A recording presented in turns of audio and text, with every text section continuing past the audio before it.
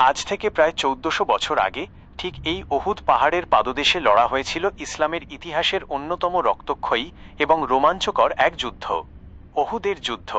কিন্তু আপনি কি জানেন, মাত্র ৪০ জন মানুষের একটি ভুলের কারণে কিভাবে নিশ্চিত বিজয়ের মুখ থেকে জয় ছিনিয়ে নিয়েছিল শত্রুপক্ষ? কিভাবে মাত্র কয়েক মিনিটের ব্যবধানে পুরো যুদ্ধের মানচিত্র বদলে গিয়েছিল? চলুন উন্মোচন করি ইতিহাসের সেই সবচেয়ে বড় নাটকীয় মোড়। ৩ হিজরি, মক্কার ৩,০০০ সুসজ্জিত কাফের সৈন্যের মুখোমুখি মাত্র ৭০০ জন মুসলিম। সংখ্যার দিক থেকে মুসলিমরা অনেক পিছিয়ে থাকলেও নবীজি সাজিয়েছিলেন এক অবিশ্বাস্য মাস্টার প্ল্যান। যুদ্ধের কৌশল হিসেবে তিনি এই উহুদ পাহাড়ের পাশের একটি ছোট পাহাড়ে ৫০ জন দক্ষ তীরন্দাজ মোতায়েন করেন। তাদের প্রতি কঠোর নির্দেশ ছিল, আমাদের জয় হোক বা পরাজয়, পরিস্থিতি যাই হোক না কেন, তোমরা এই পাহাড় ছাড়বে না। এমনকি যদি দেখ পাখিরা আমাদের লাশ খুবলে খাচ্ছে, তবুও তোমরা এখান থেকে নড়বে না। যুদ্ধের শুরুতেই এই তীরন্দাজদের তীরের আঘাতে কোণঠাসা হয়ে পড়ে কাফেররা। তারা মাঠ ছেড়ে পালাতে বাধ্য হয়। মুসলিমদের বিজয় তখন একদম সুনিশ্চিত। কিন্তু ঠিক তখনই ঘটল সেই অভাবনীয় ঘটনা। কাফেরদের ফেলে যাওয়া ধন সম্পদ দেখে পাহাড়ের ওপর থাকা ৫০ জন তীরন্দাজের মধ্যে প্রায় ৪০ জনই ভাবলেন, যুদ্ধ তো শেষ। তারা সেনাপতির নিষেধাজ্ঞা অমান্য করে পাহাড় ছেড়ে নিচে নেমে এলেন।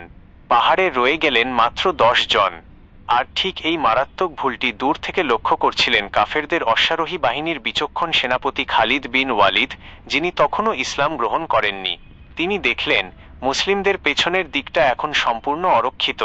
খালিদ বিন ওয়ালিদ কালক্ষেপণ না করে তার পুরো বাহিনী নিয়ে উহুদ পাহাড় ঘুরে পেছন থেকে আচমকা এক বিধ্বংসী আক্রমণ চালালেন।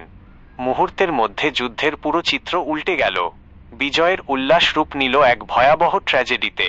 এই বিশৃঙ্খলার মাঝে শহীদ হলেন আল্লাহর সিংহ, রাসূলের এর প্রিয় চাচা হযরত হামজা।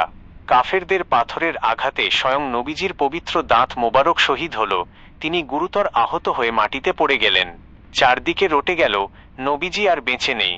মুসলিম শিবিরে তখন নেমে এসেছে কান্নার রোল আর চরম বিপর্যয়। প্রিয় দর্শক, উহুদের যুদ্ধ কেবল একটি সামরিক যুদ্ধ ছিল না, এটি ছিল কিয়ামত পর্যন্ত অনাগত মানুষের জন্য এক জ্বলন্ত শিক্ষা।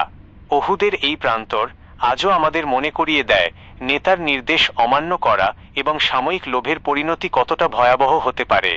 এই পাহাড় আজও সাক্ষী হয়ে আছে ইসলামের সেই বীরত্ব আর আত্মত্যাগের।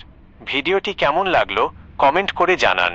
ইসলামের ইতিহাসের এমন আরও রোমাঞ্চকর অধ্যায় জানতে আমাদের কুঞ্জ মিডিয়া চ্যানেলটি সাবস্ক্রাইব করে পাশেই থাকুন।